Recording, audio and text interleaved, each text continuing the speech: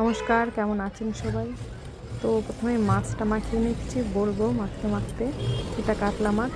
প্রথমে দিয়ে দিচ্ছি হলুদ, একটু নুন আর একটু সর্ষের তেল। আপনারা চাইলে একটু শুকনো লঙ্কাও দিতে পারেন, তবে আমি দিলাম না। এটা দিয়ে সুন্দর করে মাখিয়ে একটু সময় মাছটা রেখে দেবো। আসলে আজ তৈরি করবো দই কাতলা।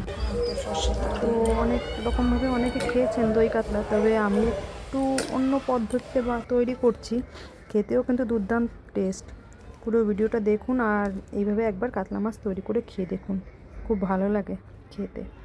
তো প্রথমে তেলটা গরম করে নিলাম, তেল গরম করে ওর মধ্যে দিয়ে দিলাম একটু নুন, তারপরে মাছটা ভেজে নিচ্ছি। আপনারা চাইলে এর মধ্যে মাছ যখন ম্যারিনেট করবেন তখন একটু চিনিও দিয়ে নিতে পারেন, যাতে লাল লাল করে মাছটা কড়াও হবে এবং ভাজা হবে। তবে আমি এমনি বেশি করে তেল দিয়ে একটু ভাজবো, এই জন্য আর দিলাম না। আপনারা চাইলে দিতে পারেন। আর এদিকে মাছটা ভাজা হচ্ছে, কিছু মশলা করছে। এখানে নিচে কিছুটা পরিমাণ রসুন, জিরে আর আদা, আর এটা নিলাম মৌরি, 1 চামচ মতো মৌরি দিলাম, ওটা পেস্ট করে নিয়েছি। আর এখন এটা মিডিয়াম সাইজের 3টে পেঁয়াজ পেস্ট করে নিচ্ছি। মাছ দেখুন একদম লাল লাল করে ভেজে নিয়েছি। মাছগুলো অনেক বড় বড় কাতলা মাছ। তো আপনারা চাইলে রুই মাছ দিয়েও করতে পারেন, তবে কাতলা মাছ দিয়ে করলেই বেশি ভালো হয়। তার একটু তেল দিয়ে ওর মধ্যে দিলাম এলাচি, দারচিনি, লবঙ্গ ফোড়নে দিলাম, আর দিলাম পেঁয়াজ বাটা। এখন পেঁয়াজ বাটাটা দিয়ে সুন্দর করে পেঁয়াজটা আগে লাল লাল করে ভাজবো এবং সুন্দর একটা সুগন্ধ উঠবে ততক্ষণ অবধি। আর এদিকে নিয়েছি কাজু বাদাম আর কিছুটা নিয়েছি পোস্ত, এটাও পেস্ট করে নেব। দেখুন পেঁয়াজটা কিন্তু সুন্দর ভাজা হয়ে গেছে লাল লাল করে এবং সুন্দর একটা সুগন্ধ উঠেছে। এখন পেঁয়াজটা ছেড়ে দেবো, এর মধ্যে দেবো মশলা। এখন দিয়ে দিচ্ছি এই যে বাটাটা বেটেছিলাম, আদা, রসুন, জিরে, মৌরি, ওইটা দিয়ে দিলাম, ওই পেস্টটা। এখন এটা দিয়েও সুন্দর করে একটু মিলিয়ে নেব। আর দিয়ে দিচ্ছি 1.5 চামচ ধনে গুঁড়ো, আর দিয়ে দিচ্ছি স্বাদ মতো নুন, দিয়ে দেবো স্বাদ মতো হলুদ।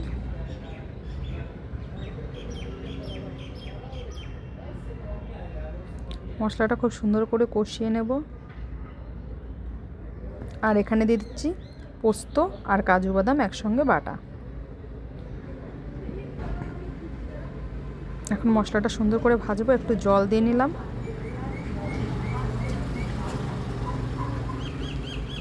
দেখুন তেল ছেড়ে দিয়েছে, খুব সুন্দর করে কষিয়ে নিয়েছি। এখন এর মধ্যে দিয়ে দেবো দই, আমুলের দই দিয়ে দিয়েছি। এখন দইটা সুন্দর করে কষিয়ে নেব। আর এখন দিয়ে নেব শুকনো লঙ্কার গুঁড়ো ঝালের জন্য। একদম সুন্দর করে মশলাটা কষতে হবে। দেখুন আমার কিন্তু অনেক পুরো কষে এসছে, আমি অনেকটা টাইম ধরে সুন্দর করে কষিয়ে নিয়েছি। দেখুন মশলাটা কত সুন্দর কষা হয়েছে। এইভাবে সুন্দর করে কষিয়ে নেবেন। দেখুন একদম ক্রিমি ভাব এসে গেছে এবং দেখুন সাইড দিয়ে তেল ছেড়ে দিয়েছে। ঠিক এই সময় জল দিয়ে দেব।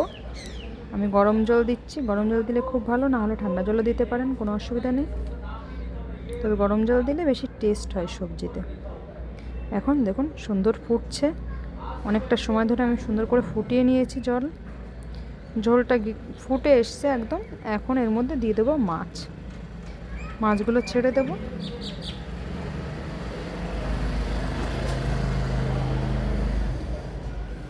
আমি সমস্ত মাছ ছেড়ে দিয়েছি।